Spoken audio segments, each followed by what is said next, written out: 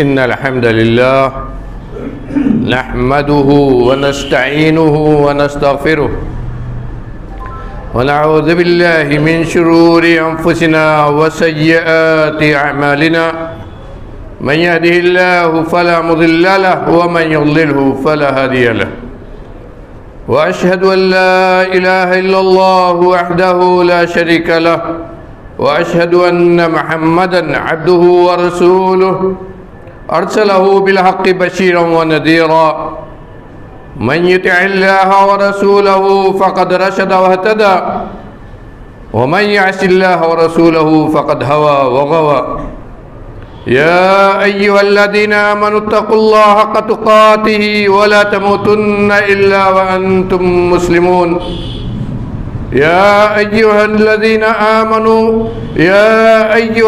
آمنوا اتقوا الله وقولوا قولا سديدا يصلح لكم أعمالكم ويغفر لكم ذنوبكم ومن يطع الله ورسوله فقد فاز فوزا عظيما أما بعد فأعوذ بالله السميع العليم من الشيطان الرجيم من همزه ونفخه ونفثه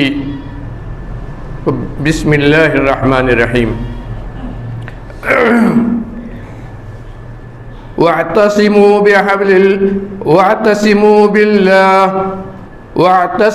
بالله هو مولاكم فنعم المولى ونعم النصير. معزز حاضرین، نوجوان احباب، حاضرین جمعہ،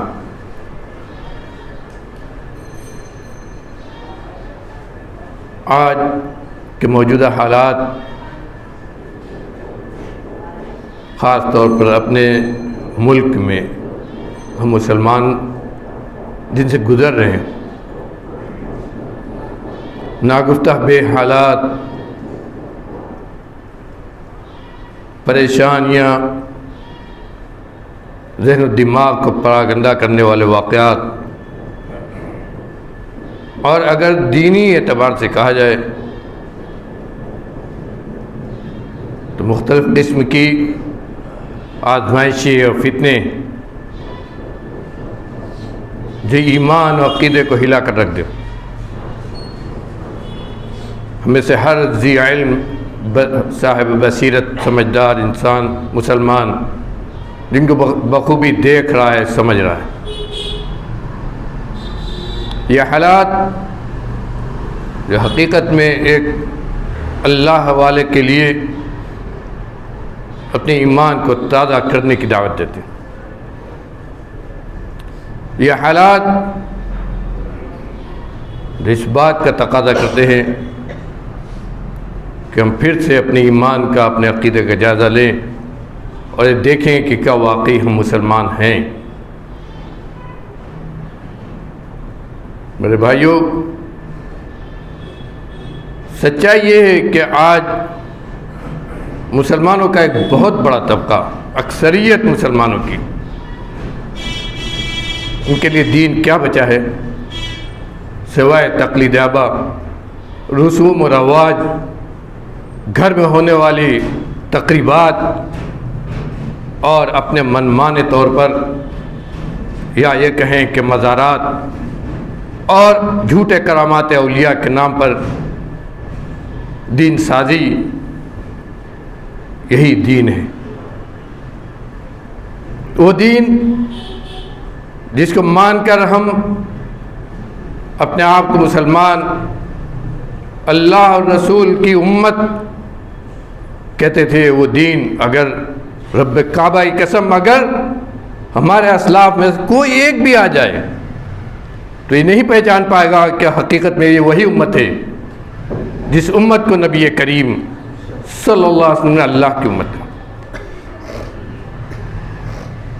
یہ حالات ہم سے، جو ہم اپنے آپ کو اہل حدیث کہتے ہیں، کتاب و سنت پر عمل کرنے والا کہتے ہیں، اور خاص طور پر وہ علماء جو اپنا شب و روز قال اللہ قال رسول کی خوشگوار فضا کے اندر گزارتے ہیں، ان کو دعوت دیتا ہے خاص طور پر کہ غور کریں کہ ان حالات میں اب ذمہ داریاں کیا ہیں۔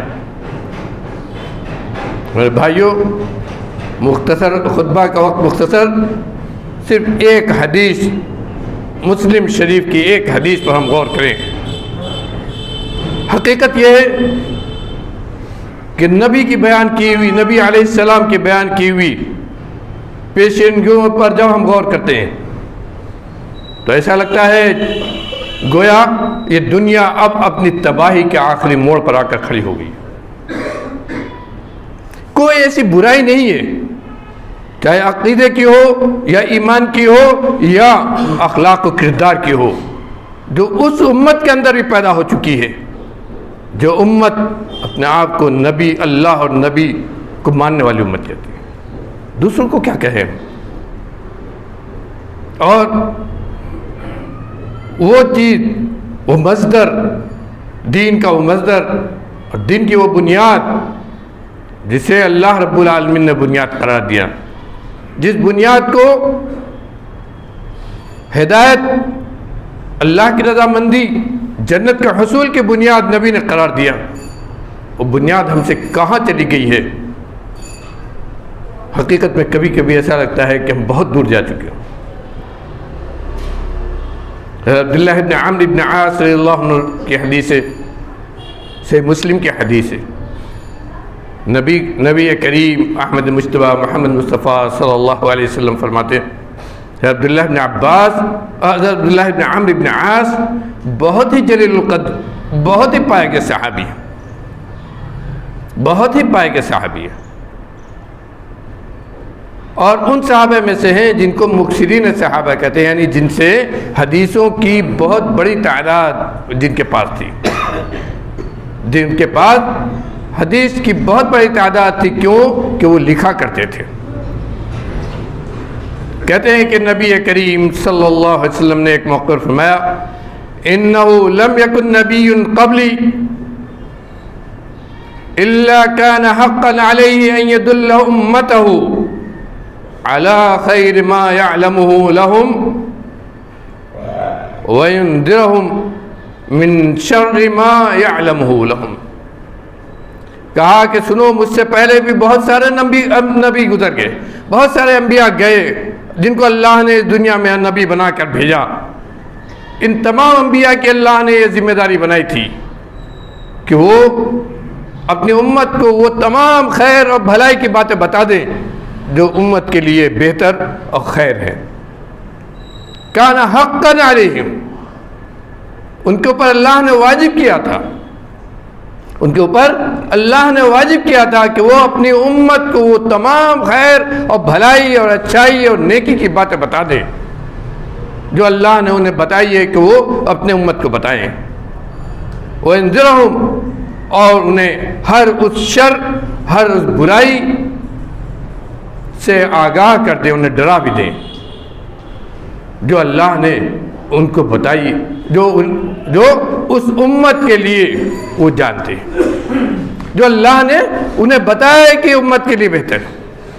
اور بلا شک تمام انبیاء نے اپنے امتوں کو خیر اور شر کی تمام باتیں، اچھائی اور برائی کی تمام باتیں بتلا دی۔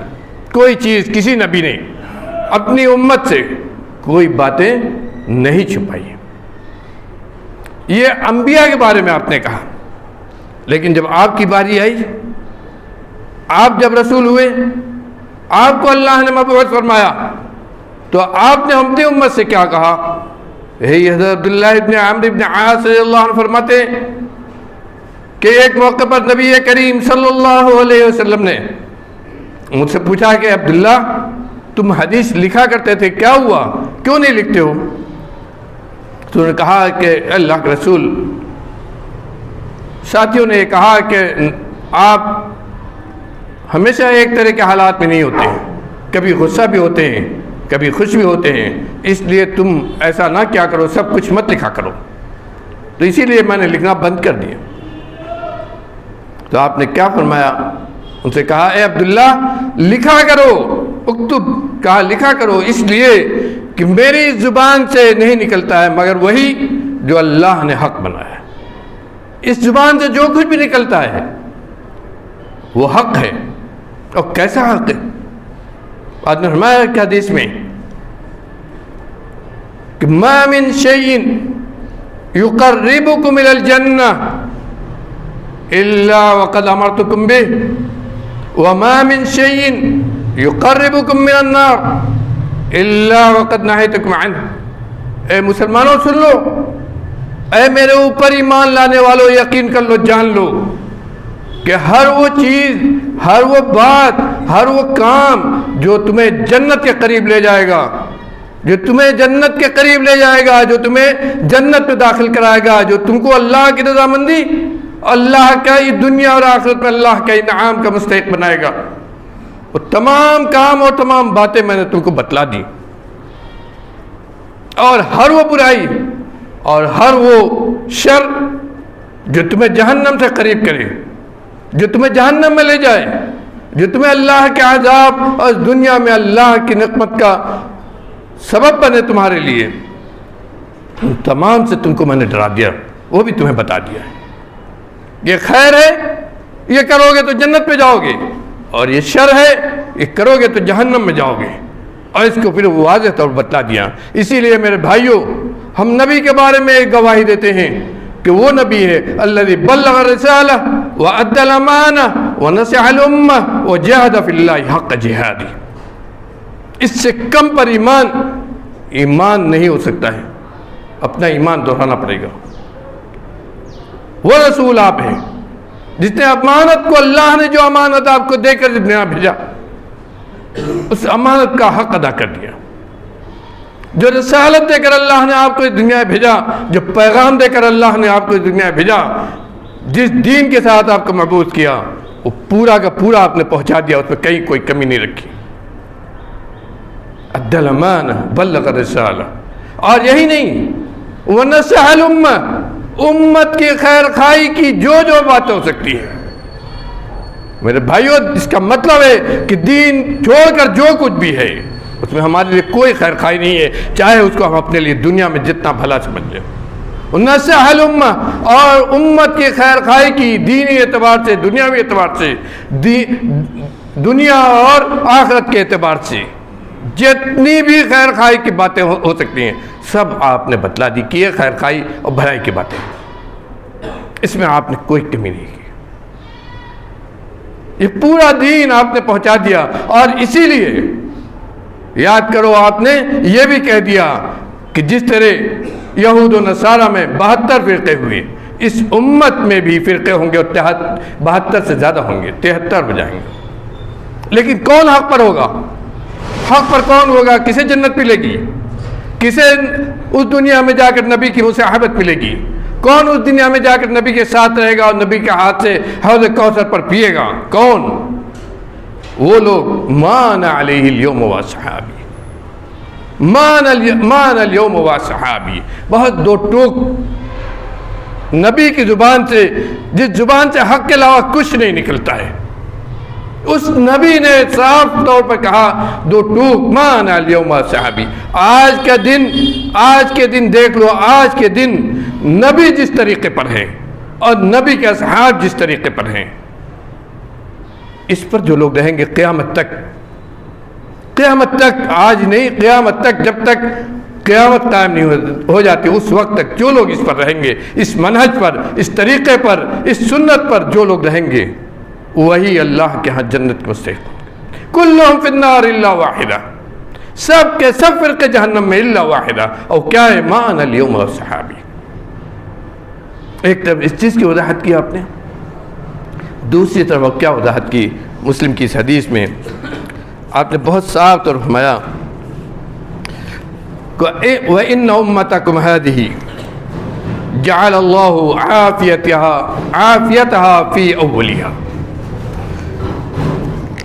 وَسَيُصِيبُ آخِرُهَا بَلَاءً وَفِتْنَةً وَأُمُورًا تُنْكِرُونَهَا. کہا کہ مسلمانوں یہ بھی یاد رکھو، ایک طرف اللہ رب العالمین نے تمہیں حق دیا ہے، تمہیں وہ دین دیا ہے جو اس کا دین ہے، وہ دین دیا ہے جس شریعت میں تمہارے لیے سکون اور عافیت کی زندگی ہے، وہ دین دیا ہے جس پر عمل کر کے تمہیں آخرت میں جنت اور اللہ کی رضامندی ملے گی، اور اس پر عمل کرنے کے بعد ہر طرح کی خوشخبری تمہیں عطا کی ہے، سب سے نوازا ہے۔ لیکن حقیقت یہ بھی ہے کہ اس امت کی، تمہاری اس امت، کہا تمہاری اس امت یعنی ہم لوگ جو اپنے آپ کو مسلمان کہتے ہیں، کہا تمہاری اس امت کے لیے عافیت کہاں ہے؟ اس میں جو پہلے والے تھے۔ ایک حدیث میں کہا کہ وہ افضل ترین ہیں۔ پہلے والے کون؟ سب سے پہلے صحابہ کرام، ان کے بعد تابعین، تابعین اعظام، تبع تابعین، اور ان کے بعد کا دور سب سے پہلا دور جس کو آپ نے کہا ہے کہ سب سے خیر القرون قرنی ثم الذین یلونہم ثم الذین یلونہم۔ کون لوگ؟ خیر القرون قرنی، سب سے بہترین صدی کے لوگ، سب سے بہترین صدی کے لوگ کون ہیں؟ یعنی مسلمان، سب سے بہترین صدی کے مسلمان کون ہیں؟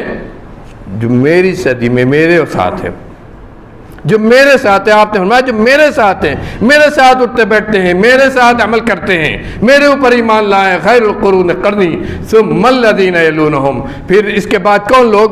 جو اس صدی کے بعد یعنی صحابہ کے بعد، اور اس کے بعد والے، انہی کے بارے میں آپ نے یہاں فرمایا کہ اللہ رب العالمین نے اس امت کے اندر سب سے افضل ان کو بنایا ہے جو پہلے والے ہیں، انہی میں اللہ رب العالمین نے عافیت رکھا ہے۔ اور اس کے بعد دو حصہ، دوسرا حصہ کون سا ہے؟ اس کے بعد کا جو حصہ ہے امت کا، ان لوگوں میں کیا ہوگا؟ بلا ہوگی، مصیبتیں ہوں گی، فتنے ہوں گے، وَأُمُورٌ تُنْكِرُونَهَا، اور ان کے اندر ایسے ایسے کام دیکھو گے، دین کے نام پر ایسی ایسی چیزوں دیکھو گے، بدعات و محدثات دیکھو گے جن کو تم پہچان بھی نہیں سکو گے۔ پہلے والے اگر آ کر دیکھ لیں دین کے نام پر جو کچھ ہوتا ہے، مزارات پر جو کچھ کیا جاتا ہے، جس طرح آباء و اجداد کے رسوم کی پابندی ہوتی ہے، حقیقت میں اگر پہلے والے آ کر دیکھ لیں تو رب کعبہ کی قسم وہ کہیں گے کہ یہ مسلمان ہی نہیں ہے، مان ہی نہیں سکتے کہ یہ وہی لوگ ہیں جو اپنے آپ کو اللہ اور رسول کا کہتے ہیں۔ امور تنکرونہا، کہا کہ ان کے اندر ایسے کام تو مسلمان کہا ہے، کہا ہے تمہاری یہ امت، تمہاری یہ امت ایسی ہوگی کہ ان کے اندر وہ امور دیکھو گے، وہ کام دیکھو گے، وہ بدعات و محدثات دیکھو گے جن کو تم نہیں پہچانو گے۔ دو حصے صاف طور پر اپنے امت کے اندر ہی وہی لوگ جو اللہ پر ایمان رکھنے کا دعویٰ کریں گے، وہی لوگ جو رسول پر ایمان رکھنے کا دعویٰ کریں گے، جو اللہ اور رسول کی محبت کے دعویٰ دار ہوں گے، جو اللہ اور رسول کے نام پر جھنڈے اٹھائیں گے، وہی لوگ ہوں گے۔ ایک طرف وہ لوگ ہیں، کہا کہ اولوہا، جو پہلے ہیں انہی کے اندر عافیت ہے۔ اسی لیے امام دار ہجرہ امام مالک ابن انس رحمۃ اللہ علیہ کہا کرتے تھے لن يصلح آخر هذه الامة الا بما صلحت به اولها۔ اس امت کے آخری کے لوگ، بعد کے لوگ اگر اپنی اصلاح چاہیں گے، اگر وہ چاہیں گے کہ ان کی اصلاح ہو جائے، وہ دین کی طرف آ جائیں، وہ شریعت پر قائم ہو جائیں، تو سوائے اس کے اور طریقہ اور راستہ ان کے پاس نہیں ہوگا کہ اس چیز کی طرف لوٹ جائیں جس پر پہلے والے چلتے تھے۔ کہاں؟ اس امت کی اصلاح نہیں ہو سکتی ہے مگر اسی طریقے پر چل کر جو طریقہ اس امت کے پہلوں کا تھا۔ کون سا طریقہ تھا؟ میرے بھائیوں، ہم قرآن و حدیث کی باتیں روز سنتے ہیں، قرآن و حدیث پر چلنے کا ہم دعویٰ رکھتے ہیں، منہج سلف کہتے ہیں، لیکن اس طریقے کو پہچانیے جس طریقے پر صحابہ و تابعین چلے تھے۔ وہی طریقہ ہے جو ہمیں فتنوں کے دور میں فتنوں سے بچائے گا، جو ہمارے ایمان و عقیدے کی حفاظت کرے گا، جو ہمیں بدعات و سیئات اور محرمات اور محدثات سے ہمیں بچائے گا، جن کو دیکھ کر ایک سچے موحد کے دل میں وہ بات پیدا ہوتی ہے، اسے لگتا ہے کہ اب ہم اپنے ایمان و عقیدے کی کیسے حفاظت کریں۔ اس کے بعد نبی کریم صلی اللہ علیہ وسلم کیا فرماتے ہیں کہ جب یہ دوسرا دور آئے گا، بلائیں ہوں گی، فتنے ہوں گے،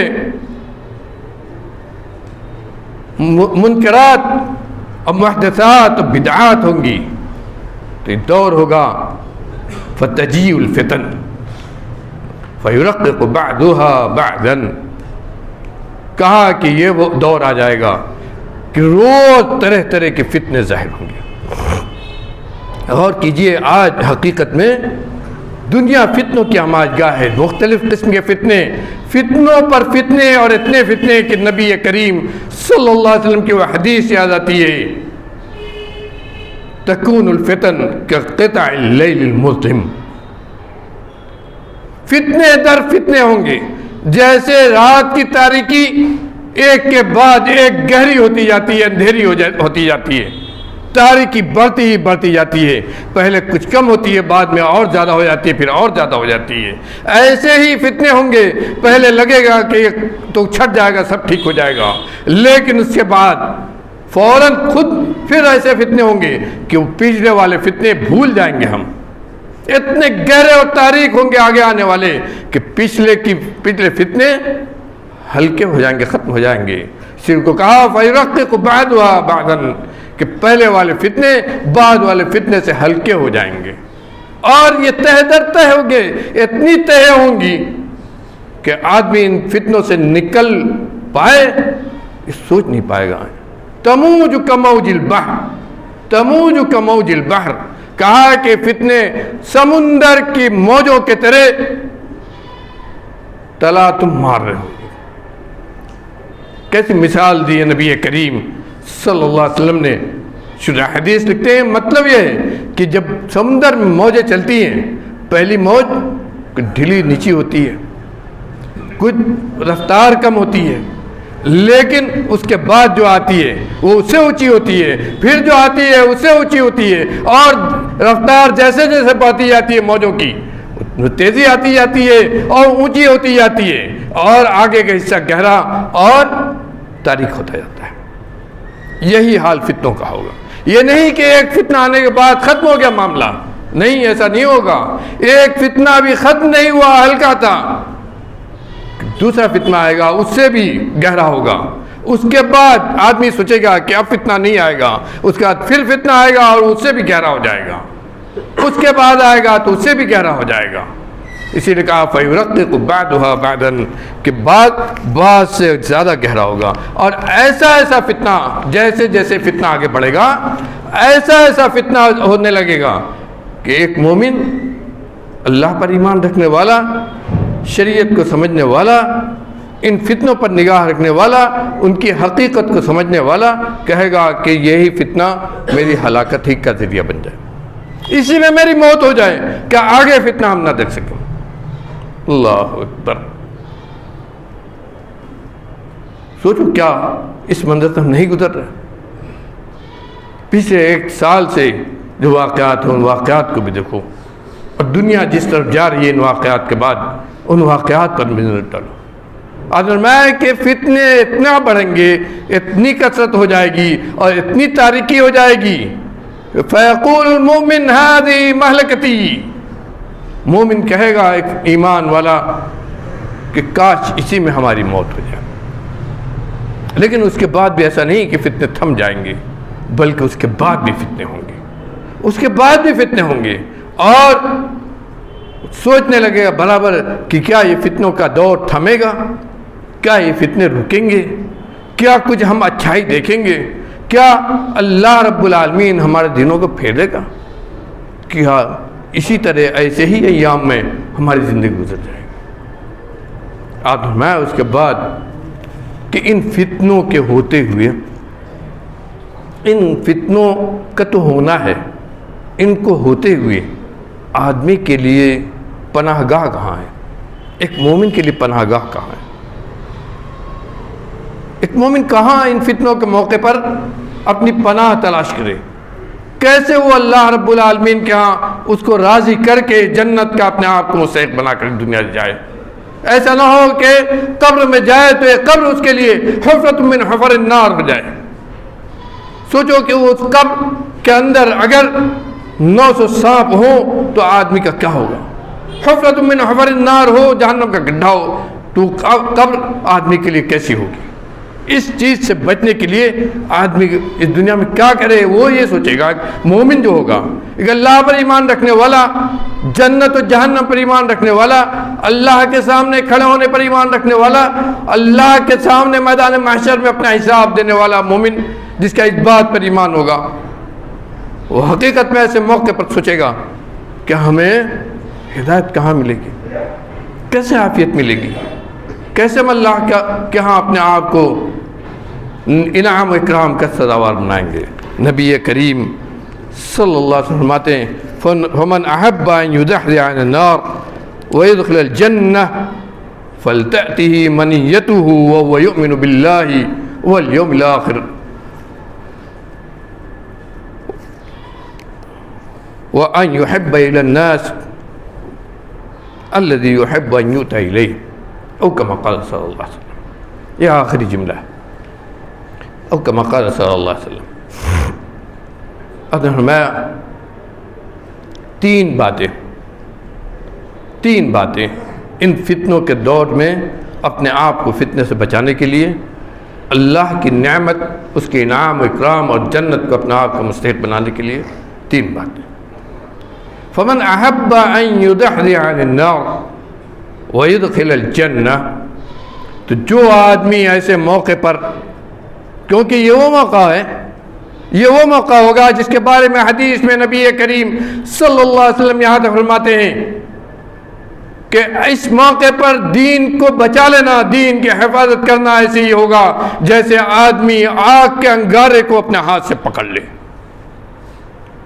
کچھ نہ سمجھ میں آگ کا انگارہ اگر ہاتھ میں پکڑیں گے تو بلا شبہ ہاتھ جل جائے گا، لیکن آدمی سوچے گا کہ اگر آگ کا انگارہ پکڑ کر بھی ہمیں جنت مل جائے اور جہنم سے نجات مل جائے، دنیا کی آفتوں سے ہمیں نجات مل جائے، تو آگ کا انگارہ پکڑنے سے بھی پیچھے نہیں ہٹے گا، آگ کا انگارہ پکڑنے سے بھی پیچھے نہیں ہٹے گا اگر اسے یہ سمجھ میں آ جائے کہ اسی سے ہم کو ان فتنوں سے نجات مل سکتی ہے۔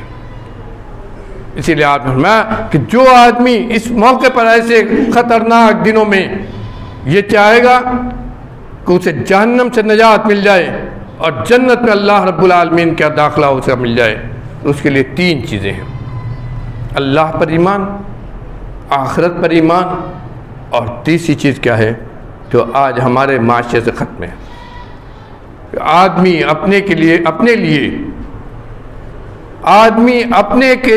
لیے جو پسند کرتا ہے، چاہتا ہے کہ لوگ اس کے ساتھ ایسا کریں تو ویسے ہی وہ دوسرے کے ساتھ کرے۔ آدمی اپنے لیے جو چاہتا ہے کہ لوگ اس کے ساتھ ایسے پیش آئیں ویسے ہی وہ دوسروں کے ساتھ پیش آئے۔ ایمان باللہ، اللہ پر ایمان اور آخرت پر ایمان، اس کا تعلق عقیدے سے ہے اور عمل سے بھی ہے، لیکن تیسری چیز ٹوٹل عمل ہے۔ آپ چاہتے ہیں کہ آپ کے بارے میں غلط پروپگنڈا نہ کیا جائے تو آپ بھی اس دوسرے کے ساتھ ایسی کیجیے۔ آپ چاہتے ہیں کہ آپ کی غیبت نہ ہو تو آپ بھی غیبت سے اپنے آپ کو بچائیے۔ آپ چاہتے ہیں کہ آپ کی رسوائی ذلت نہ ہو تو آپ دوسرے کے ساتھ بھی ایسے ہی کیجیے کہ دوسرے کی عزت و آبرو پر ہاتھ نہ ڈالیں۔ آپ یہ چاہتے ہیں کہ آپ سے معاملات میں دھوکہ دھڑی نہ کی جائے تو دوسروں کے ساتھ بھی آپ دھوکہ دھڑی نہ کریں۔ آپ اگر یہ چاہتے ہیں کہ کوئی آپ کے اوپر انگلی نہ اٹھائے، آپ کے عزت و آبرو پر، آپ کے ماں بہنوں پر، آپ کے مال و منال پر، آپ کی جائیداد اور روپیہ پیسے پر، تو آپ کو بھی یہی کرنا ہوگا۔ کہا یہ تین چیزیں ہیں، نسخہ ہے ایسے خطرناک دنوں میں، اوقات میں اللہ کے ہاں اپنے آپ کو جنت کا مستحق بنانے کا اور اللہ کے عذاب جہنم سے اپنے آپ کو بچانے کا۔ اللہ تعالیٰ سے دعا ہے کہ ہم کو نیک عمل کی توفیق دے، رب العالمین ہمیں نیک عمل کی توفیق دے، رب العالمین ہمارے ٹوٹی پھوٹی نیکیوں کو قبول فرما لے۔ پروردگار عالم، ہم سیاہ کار، بدکار، گناہوں میں ملوث، دن و رات تیری نافرمانی کرتے ہیں، فتنوں کے اس دور سے گزر رہے ہیں، رب العالمین ہر قسم کے فتنے سے ہمیں بچا لے، گھر کے فتنے سے، جائیداد مال کے فتنے سے، اولاد کے فتنے سے، گناہوں کے فتنے سے، سیاہ کاریوں کے فتنے سے، نیکیوں کے چھوڑنے کے فتنے سے، ہر قسم کے فتنے سے رب العالمین تو ہمیں محفوظ کر دے۔ رب العالمین ہمارے دلوں میں اپنا خوف و تقوی پیدا کر دے، رب العالمین ہمارے دلوں میں اپنا خوف و تقوی پیدا کر دے، اس عمل کی توفیق عطا فرما دے کہ ہم سب تیری جنت کے مستحق بن جائیں۔ رب العالمین ہم اپنی زبان سے نبی کی محبت کا دعویٰ کرتے ہیں، تو پروردگار عالم تو ہمیں صحیح معنی میں اپنے نبی سے محبت کرنے والا، نبی کی سنت پر عمل کرنے والا، نبی کی سیرت کو پڑھنے والا، اس کو اختیار کرنے والا بنا دے۔ رب العالمین دنیا جب تک زندہ رکھ، اسلام پر زندہ رکھ، ایمان کے ساتھ باقی رکھ، عقیدت توحید پر قائم رکھ، اور جب اس دنیا سے جانے کا وقت ہو، اس سانس کے ٹوٹنے کا وقت ہو، تو تیرا کلمہ لا الہ الا اللہ ہماری زبان پر ہو، وما علینا الا البلاغ۔